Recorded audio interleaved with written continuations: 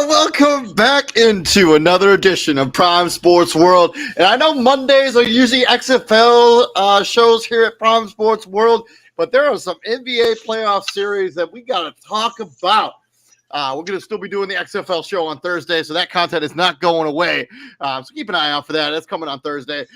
Tomorrow, we're going to be doing our NFL draft winners and losers. Thank you very much, by the way, for everyone who checked out our NFL draft show. I think last time I checked, that show has like 240 views. So we very much appreciate everybody who was a part of that show and just hung out with us and watched some draft stuff. We appreciate it. We're going to give you some winners and losers, and then Wednesday we're going to do another episode of the crossover, talking about some offseason stuff and this new CBA. Obviously, today we're talking about those semifinals matchups. I'm David Huffman. Right there is the CEO, Mr. Israel Rivera. Also, I've shared the link to all of our streaming platforms, so go check that out as well. And give us a like, give us a share, and give us a subscribe, especially if you're watching us over there on the YouTube channel. Welcome into the show. Happy Monday. Happy Monday, Izzy. How are things, my friend? Things are doing great.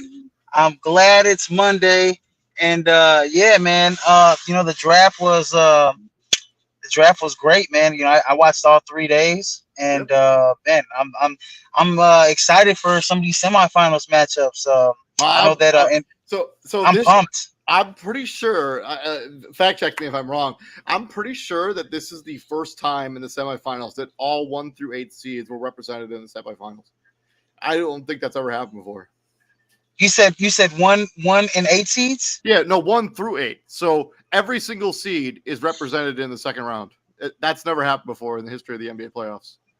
That's crazy. That's wild. Yeah, like there are a lot of underdogs, especially the Eastern Conference and the Western Conference too. So yeah, it's been a fun ride so far. But we got a lot to talk about today. We got 3 matchups we got to talk about here today on today's show.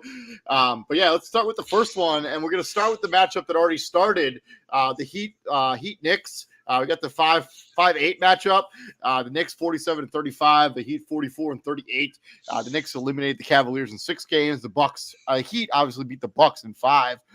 The Heat won game 1 last night. Jimmy Butler got hurt during that game. It's questionable to return, at least in game number 2. But I would bet that Jimmy Butler is going to try to give it a go if he's able to. The Knicks won 3 out of 4 of these regular season matchups. There's their 2 best players, Julius Randle and Jimmy Butler, at least in the regular season. Let's talk about it. What are the important aspects of this series before we get into some X factors and some winners and losers? Well, man, shoot, Jimmy Butler, man. The health of Jimmy Butler after game 1 is concerned because other than Bam Adebayo, that really, scares me because, no Tyler Heroes on that team.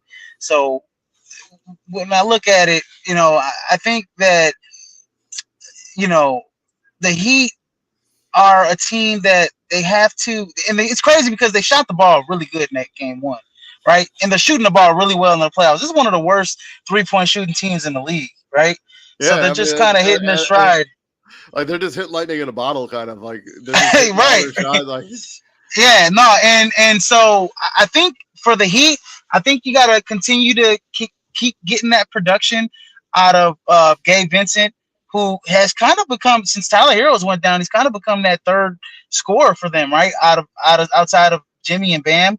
And then, Kyle Lowry and Kevin Love Kevin Love's been starting, but Kyle Lowry's been, he's been awesome, especially that game 1. He's been awesome off the bench for the Heat. I know he dealt with some soreness in his knee, like to end the season. He's missed like 15 games or so. When it comes to the Knicks, though, I think the Knicks just need what killed them last game, and I think this is what needs to happen the rest of the series, is that they just got to keep attacking the paint, right? They killed the Heat early in the first half. That's how they got a double-digit lead, because they outscored them in the paint like by double. I think it was like 30-10 or something like that. They were scoring in the paint at will. Jalen Brunson, RJ Barrett was scoring in the paint at will. When Julius Randle gets back, he'll be scoring. The Knicks scored 62 points in the paint in game 1. The Heat had 38. That's almost double. It's almost 2-1. That's almost 2-1. Yeah, and that first half, and it's crazy because in the second half, the Knicks just kept shooting up threes, and they stopped attacking the paint when they should have, and they gave the Heat some life there. So I just think that the Knicks will be good. All they have to do is just keep attacking the paint, and I think they'll be good, because one thing I will say, the Heat, they lack size. They lack shot blockers. I mean, I know Bam could block shots, but they don't have the necessary size that's going to contest a Jalen Brunson when he gets in the paint, contest an RJ Barrett when he gets in the paint. And on the other side, the Knicks have a shot blocker, a rim protector, what's his name? Mitchell Robinson. So, and there was a couple times where Jimmy thought twice to even go up in there. He got deep in the paint and he thought twice to even put a shot up, because Mitchell Robinson is a rim protector. That's what he's in there to do, is rim protect and rebound. So I think, they have to stay away from shooting as many threes, and they need to start attacking the paint for the Knicks. And I think if you're the Heat, I just think, right now it's working. Right now what's working is, you guys are spacing the floor, letting Jimmy, get one-on-one in the post, getting easy buckets. I like that pick and roll where it's like Jimmy and Kyle Lowry or Jimmy and Gabe Vincent, and they're finding Jimmy in the post. I love that because they get the smaller guy on Jimmy like all the time. So and then continue to make shots. I mean, golly, if it ain't broke, don't fix it, right? You're making your threes. Should have like 33% from the 3-point range, at least in game 1. Yeah. Also, this is kind of like a throwback to like basketball when we were younger, right? Right. The Heat Knicks playing in the playoffs for a chance to go to the Eastern Conference Finals. I mean, we thought Ewing and all of those teams with Alonzo Mourning.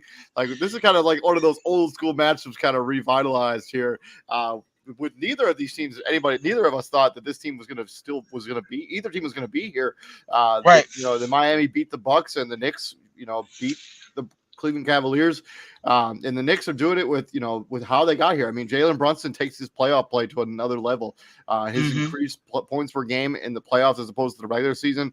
And even without Julius Randle in game one, this is a game they only lost by 7 points. In a game where Jimmy Butler continues to be incredible, averaging damn near 40 points a game in the playoffs so far. I think it's like 36-9. 37. Yeah, something like that. 37 points a game. Yeah. Oh, yeah. My thing is with Jimmy now with the hurt ankle, it's like, what's his health going to be tomorrow, right? Because it's every other game now, right? It's every other day now that you got to play. So, is in that ankle injury looked pretty bad, right? He really couldn't get off. I mean, we saw he literally was negated to being a spot up shooter in the last 5 minutes of the game. So he was super tough for staying in the game for that. And I think it was just the idea of, okay, Jimmy's still on the floor. We got to pay him attention. And if they took him off the floor with 5 minutes left, the Knicks could have very much well went on a run and they could have beat the Heat in that game one. So I credit Jimmy for staying on the floor and being gutsy. But yeah, I think the health of him. I think Julius Randle will be a little healthier than Jimmy in this next game. Obviously he's had some days to rest that ankle. So I mean we'll see how this goes. That defense that the Knicks were playing in the first half, they need to continue that defense the whole game. They can't allow Gabe Vincent and Kyle Lowry to score 15 plus points. They have to limit those guys to under 10 points a game. So. Yeah, I totally agree with you on that. But let's talk about X Factor. So what do you think is the X Factor for both of these teams, for the Knicks and the Miami Heat? X Factor. Well, it would be easy to say, Jalen Brunson, Julius Randle, and Jimmy Butler, obviously for the Heat. But if I had to pick an X Factor for the Heat, it has to be, either Kyle Lowry or Gabe Vincent, right? Because that third score, we know you're going to get 15 and whatever Bam's averages are, 15 to 17, 5 assists a game. I mean, he had a triple double in that game clinching win against Milwaukee. So we're going to get what out of Bam. You're going to get out of Jimmy. He's a high volume scorer. He's going to score. So it's what Gabe Vincent gives them, or Kyle Lowry off the bench gives them. Also the contribution of Kevin Love. So I mean, there's 3 X factors right there for the Knicks. But I think the main one has to be either Gabe Vincent and Kyle Lowry. And then on the Knicks side, I think it's RJ Barrett. I think RJ Barrett is an X factor for the Knicks, right? If he can continue his scoring production that he did, the way he was able to get into the paint at will and hit the mid range, and if he can start hitting his outside threes. I know he worked on his shot. They were talking about the whole game. I mean, but he had the most assists on any out of all of the Knicks players. More of the left pocket, legit playmaker in that game. He was a legit playmaker, so he's the X factor for me. 6 points, 50% for the field. Yeah, I was actually going to take RJ Barrett as my X factor for the New York Knicks. If you continue to run your offense a little bit through him, I think it takes a little bit of that pressure off of Jalen Brunson and Mandy Quickly and those guys coming off the bench. 26 points is what you want to see out of RJ Barrett. For the Heat, I think it's Gabe Vincent. As long as he continues to be productive in your starting lineup, you can continue to roll him out. I think if your problem is where he starts to get a little bit lackadaisical. Yeah. So he's got a heat check on him, because I mean, when he makes a couple of them, I mean, he starts jacking up some shots, and you start scratching your head like, I don't know if that's a good shot, Gabe. I mean, it was 5 of 12 for the 3-point line, so he ain't afraid. He ain't scared to shoot it up. He's not. So Knicks win this series if Knicks win this series if they can continue to attack the paint, man. I mean, they can continue to attack the paint, and they can turn Jimmy into a volume scorer. I mean, if Jimmy isn't efficient like he was in that Bucks game, I think the Knicks have a great chance. I mean, we saw the blueprint of how they should be able to beat them, and that's attacking the paint and playing hard-nosed defense on the perimeter against the Heat. Nobody on the Heat is a rim protector. Once Bam Adebayo is pulled out from the rim, Kevin Love isn't a rim protector. They're not, rolling out, was it Cody Zeller?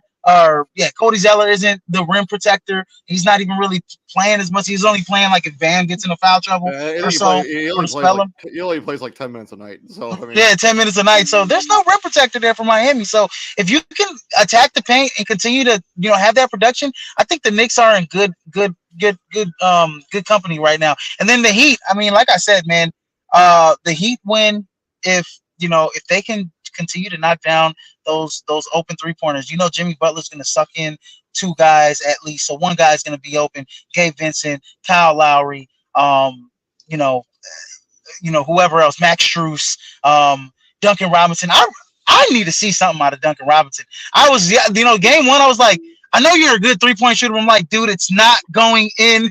Like, do something else, like drive to the paint, because they know you're going to shoot the three. So why don't you pump fake and try and get to the lane, get to the paint, create for others. If they could get Duncan Robinson going, shooting that three, still making those shots. I mean, they're not a great 3-point shooter on the season, but in the playoffs, they've been relatively okay. So.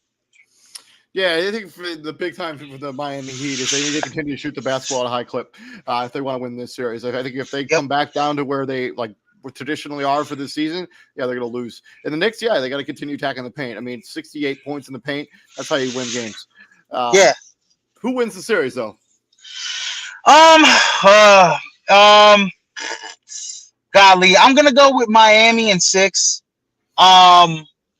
Yeah, I'm gonna go with Miami in 6. I think they split at New York because I think Jimmy's ankle kind of is a little ginger. I don't think he gives us the production, but I think once they head back to Miami, I think the Heat have a good chance at winning 2 in Miami.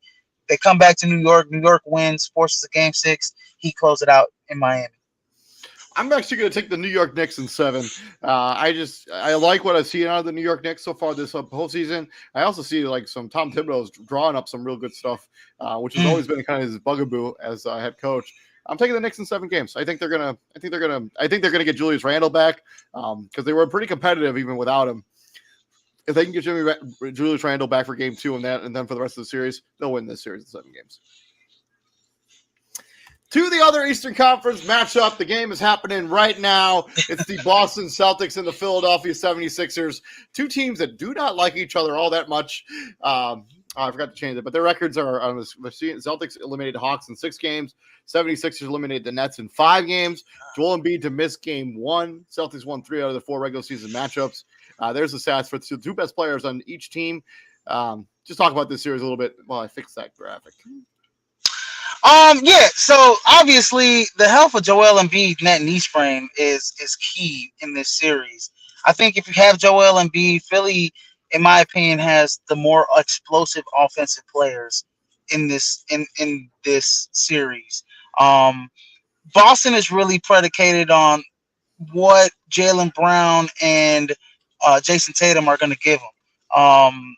We all, I like, White and Golly, what's his name? Malcolm Brogdon. Malcolm Brogdon coming off the bench.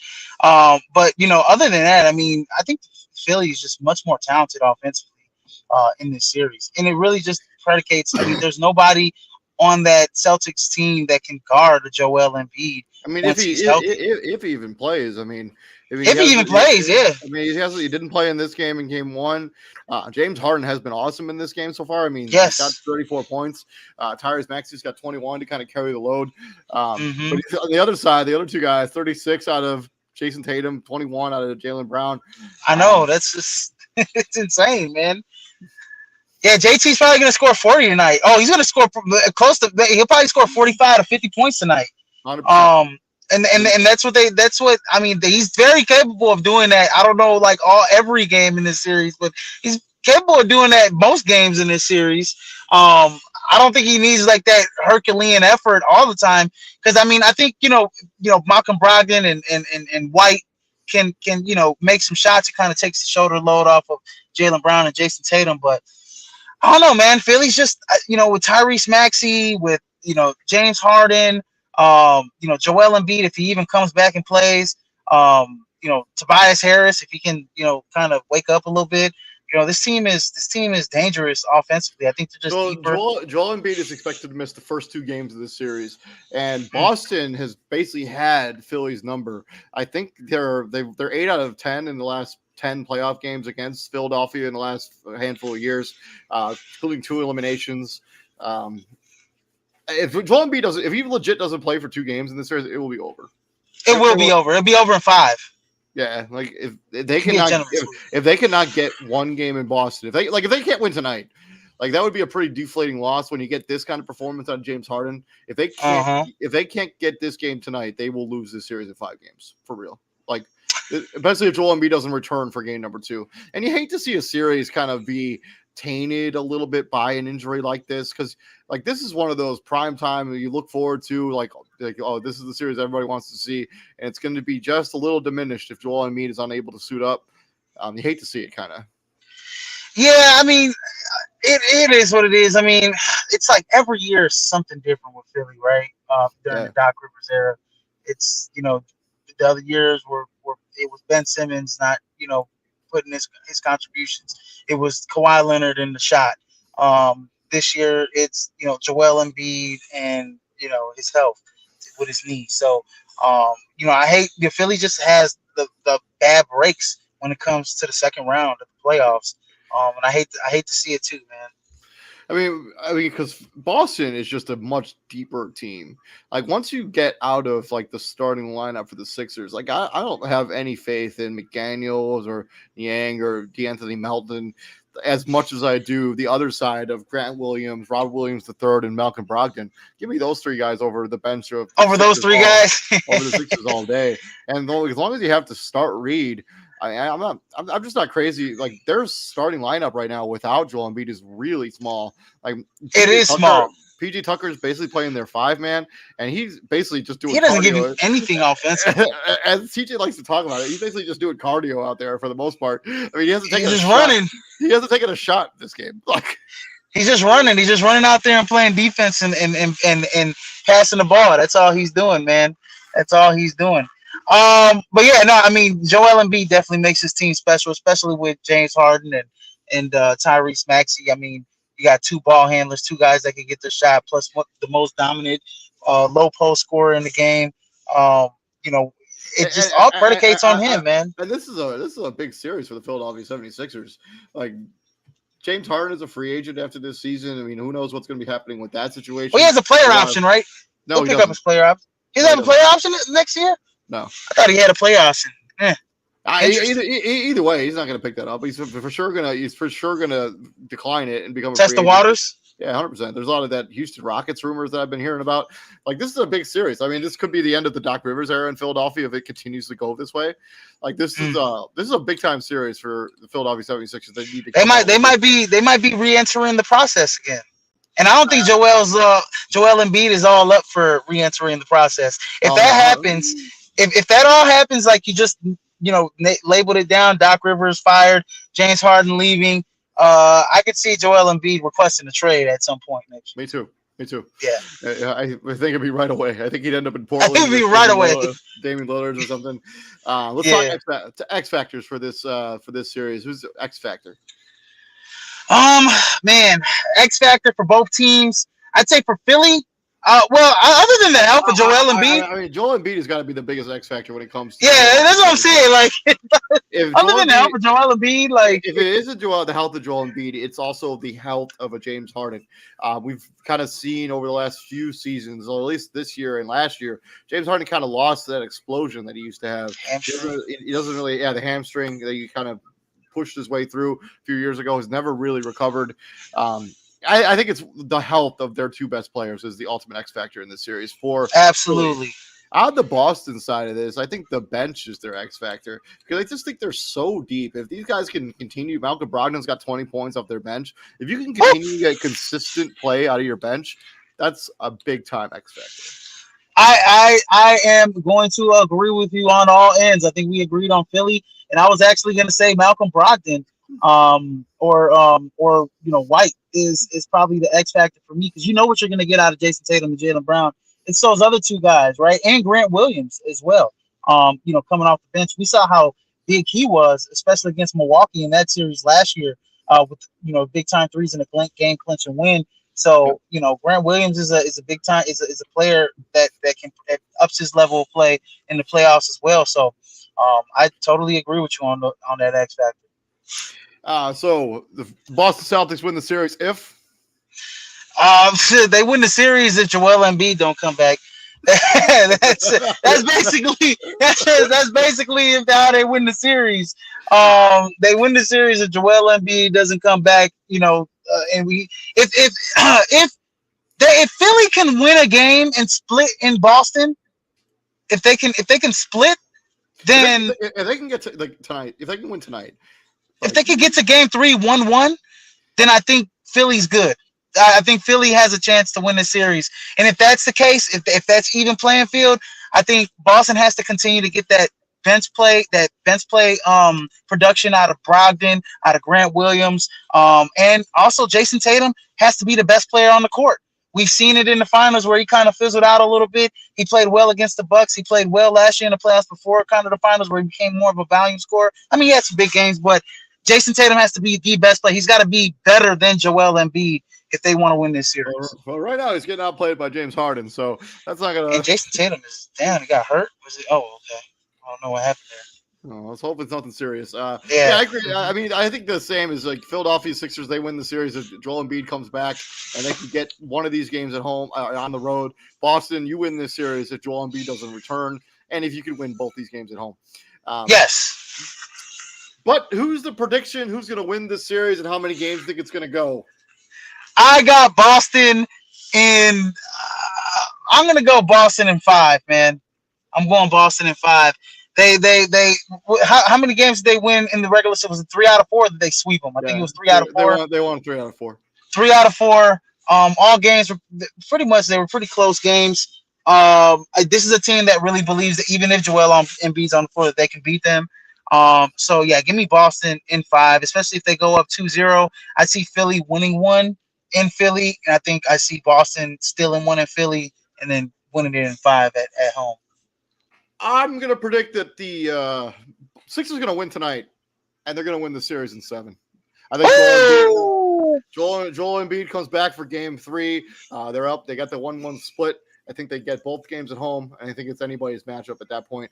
I will take the Philadelphia 76ers to win this game in this series in 7 games, and Joel Embiid gets off the schneid and finally makes it to the Eastern Conference Finals. You know what, Sergio? He says feels like this game 1 is a bit fluky for James Harden, with Embiid being very questionable health wise. I'll be taking Boston in 5. Sergio from the YouTube. I love it, man. Welcome to the show. Welcome to the show. You know what? I don't know if this game 1 is a fluke because James Harden, he's like this, brother. I mean, he can get it going when he's hot. When James Harden gets it going, there's not many people in the NBA, players in the NBA that can stop him. There's not many players in the NBA that can guard him. So, this ain't a fluke. And he's got to bring this type of effort, until Joel Embiid comes, at least for the first 2 games. Yep, 100%. Totally agree with you. And then over into the Western Conference. By the way, if you missed our semifinals matchup preview for Nuggets Suns, we did that on Thursday night. So keep an eye out for that content. Go back and check that out. Actually, no, that was on Wednesday night. So one of the nights, whatever. One of those nights. We do so many podcasts. We just, whatever. Yeah, we're up to 770. Like, we're going to get to 1,000 before I know it. But into the Western Conference for 2 guys who know each other very well and have a lot of respect for each other. We got Steph Curry and the Golden State Warriors going up against LeBron James and the Los Angeles Lakers. Warriors 44-38, the Lakers 43-39. The Warriors dispatched the Kings in 7 games behind Curry's 50-point game, the most points ever in a game 7, and his playoff career high. And the Lakers dispatched of the Memphis Grizzlies in 6 games, beating them by 40 points. So Dylan Brooks, you wanted 40? You got it. The Lakers won 3 out of 4 of this regular season matchup. Steph Curry, LeBron James, there's their stat lines. They're the 2 best players on these teams. Let's talk about it. This one had social media in a frenzy. And it's going to have social media in a frenzy. This is going to be showtime. I think this series actually does go 7 games. I think the Warriors have home court advantage in this series, by the way, ladies and gentlemen. So that favors them because they're not Terrible on the road. yeah, Terrible on the terrible road. on the road. Even though they won two on the road, they came in the playoff. They look like the Warriors are old, right? In the series when it mattered the most, and they needed a win in Game 5, and they needed a win in Game 7. They got them, the Warriors did. So they look like the championship laden Warriors, but this is a different team than the Kings here. This is a team with experience, right? LeBron James, the old nemesis here. AD's a champion. He's got playoff experience. Dennis Schroeder's got playoff experience. D'Lo has, he's looked like he's turned it on. He doesn't have much playoff experience, but he has more playoff experience than what the Sacramento Kings did, right? Yep. So you got guys across the board that have playoff experience. And there's a stat here that the Lakers, ever since they traded for Jared Vanderbilt, that they've been number one, I think, in defensive efficiency. They're 18. They've won 18 out of 24 games since they traded for Jared Vanderbilt and made that trade to basically blow up their roster and recreate it. By the way, thank you very much, Sergio.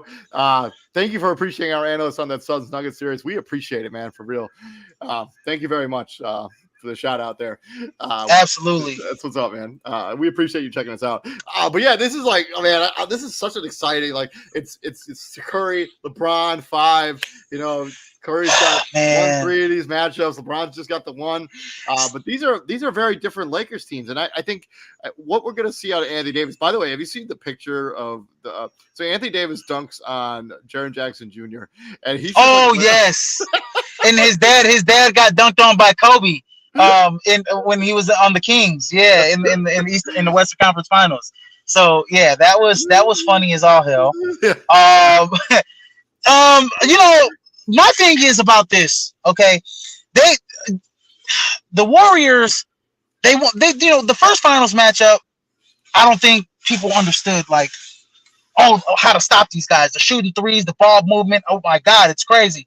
Then I think LeBron kind of figured them out. Even though the suspension in Game 3 with Draymond, you can't kick a guy down there and not looking to get a suspension. So everybody always brings that up. Or if they didn't suspend Draymond, the Cavs are going to lose 2 straight. Because the reason they suspended it was because he had the technical limit. He was going to it had nothing to do with what he did. He picked up the technical. He was automatically going to get suspended.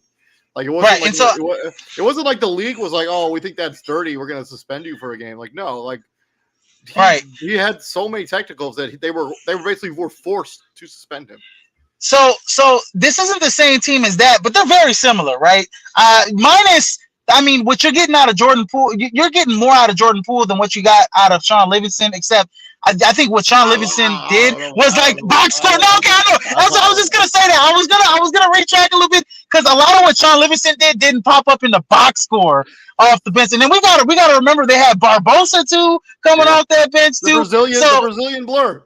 Yeah, so and then they made it 1-1. It was 1-1 between Curry and LeBron, and then we all know what happened after that 3-year rental with KD. It was all she wrote there, right? So technically, looks like I lost you there, Izzy. Yeah, they're very equally matched, in my opinion. I just think they're very equally matched. Anthony Davis is a mismatch problem for the Golden State Warriors. He can put a Kevon Looney. He can put. I don't think you're going to see much Draymond Green on him, but he can put a Kevon Looney or whoever. There's nobody else that pretty much has to Kevon Looney to guard AD, really. You can put him in foul trouble. This series is going to go how Anthony Davis goes, right? Anthony Davis. I agree with you on that. We're talking about X factors. I think you know what you're going to get out of LeBron James and Steph Curry, right? Every night. Yeah. Those guys are going to bring it. But I think what you get out of everyone else, and I think the biggest X factors on the two teams is actually the two guys are going to defend each other. Kevon Looney, what can you get out of Kevon Looney on offense to make Anthony Davis work on the other end of the floor? And what version are we going to see Anthony Davis? Are we going to see the super motivated, Anthony Davis, or are we going to see the guy who kind of goes through the motions sometimes? No, so my thing is about Kevon Looney. He's going to give you the last 4 games. against the Kings, I think it was like he was averaging 14 plus rebounds. He had 220 plus rebounding games. That's how you're gonna make Anthony Davis work, is on the glass, right? Because Kevon Looney's rebounding, he's kind of turned into like I don't want to say modern day Dennis Rodman, but Oh, that's that's, I love all no, that. I'm not gonna go that far. I'm not gonna go that far, David. I'm not gonna go that far. But his rebounding is on another level. But I his mean, last he five just games, 21 rebounds, 13 rebounds, 22 rebounds, 14 rebounds, 20 rebounds. that will be enough to frustrate a team. That will be enough to, because they're giving, and a lot of those are offensive rebounds. You're giving the Warriors, out of all teams, so many second chance opportunities that will break a team's back, especially the Los Angeles Lakers. And yeah, on the other side, I think this team, like you said, AD, as long as AD goes crazy, he's playing like the top 5 player, the top 10 player that he is. I think this game swings to the Lakers' favor, in my opinion. I mean, LeBron, this Lakers team is different from any other LeBron team that he's ever been on, right? It was always LeBron handling the ball, or somebody else like a Kyrie Irving or Dwayne Wade.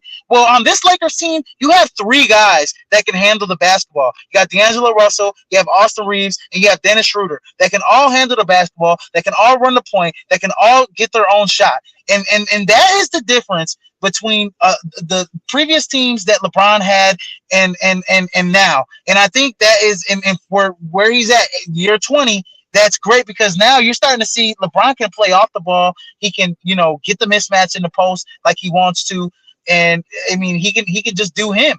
And I think all those guys all have 3-point shooting as well, which plays well into LeBron's game, especially when he collapses the paint. He can kick it out to Austin Reeves. He can kick it out to D'Angelo Russell. He can kick it out to a Dennis Schroeder, which we saw Dennis Schroeder hit a clutch 3 in the playing game, right in the corner. So Yep.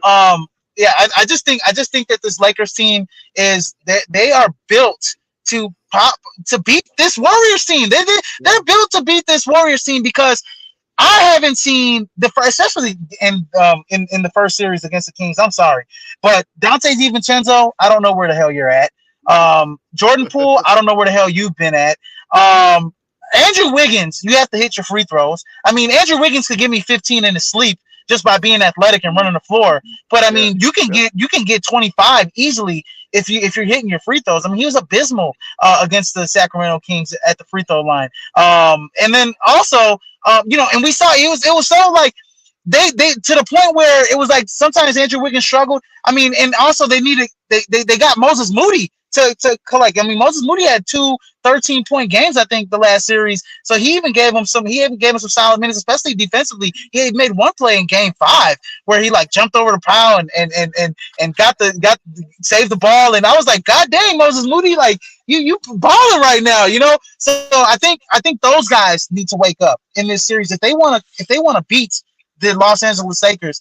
Because I honestly think that the Lakers bench is becoming, and those other guys like Schroeder, Reeves, D'Lo, they're better. Beasley, I mean, Lonnie Walker, Troy Brown, Malik Beasley's, all those guys. Rudy Hachimura is another guy who's playing. Rui, I forgot about Rui. Yeah, I mean, let's talk about the Warriors. The Warriors win this series if. Oh man, the Warriors win this series if Anthony Davis.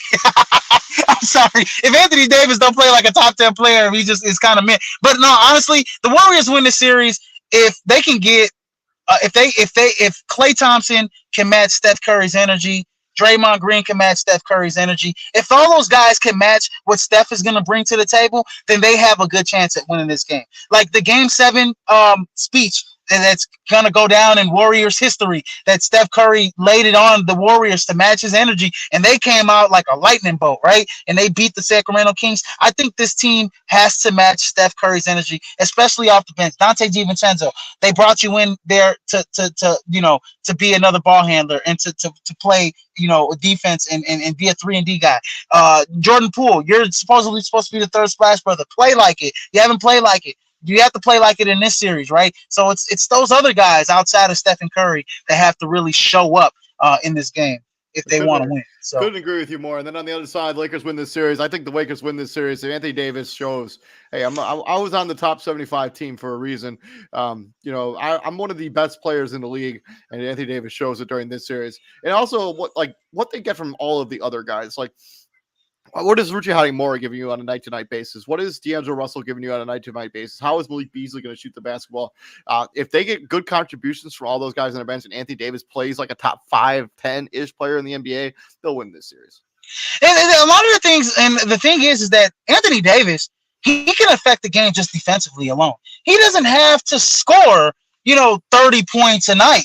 Anthony Davis can give you 15 to 18 and 10 and 5 blocks and contest another 10, shots at the rim. I mean, those easy shots that Curry were getting in the paint against Sabonis, that's not going to happen against Anthony Davis and Jared Vanderbilt and LeBron James. That stuff ain't going to happen. So he can just, impact the game defensively. The stuff that doesn't show up in the box score, Anthony Davis does, hedging on screens, being able to guard guards, being able to contest shots.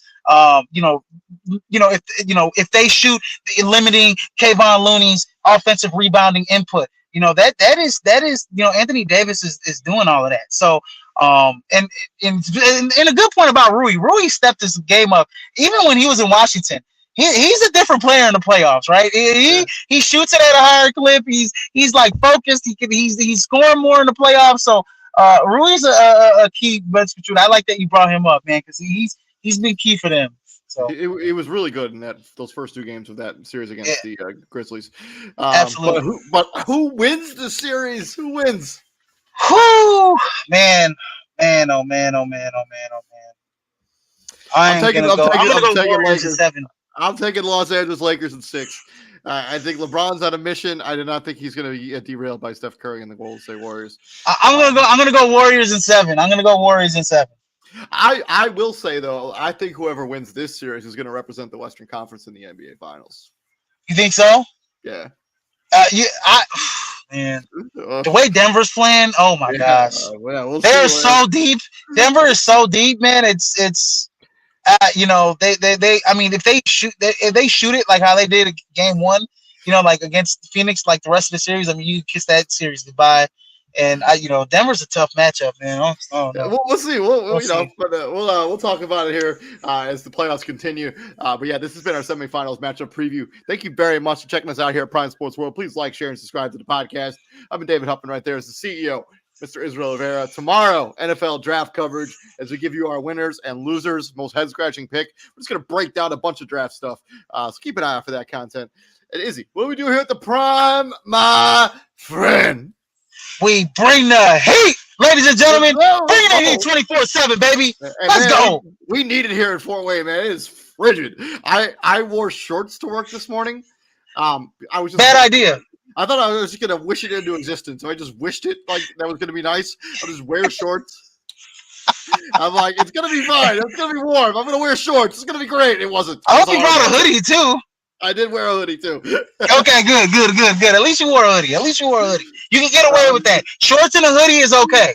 Yeah. By the way, Philadelphia is up 1 point on Boston with 20 seconds left in this game, 114 to 113. Let us know down in the comment section who you think is going to win that series. We'll be back here tomorrow covering the NFL draft. Y'all have a good night and stay safe out there. And Sergio, thank you very much for checking us out, dude. We appreciate you. Peace out, guys.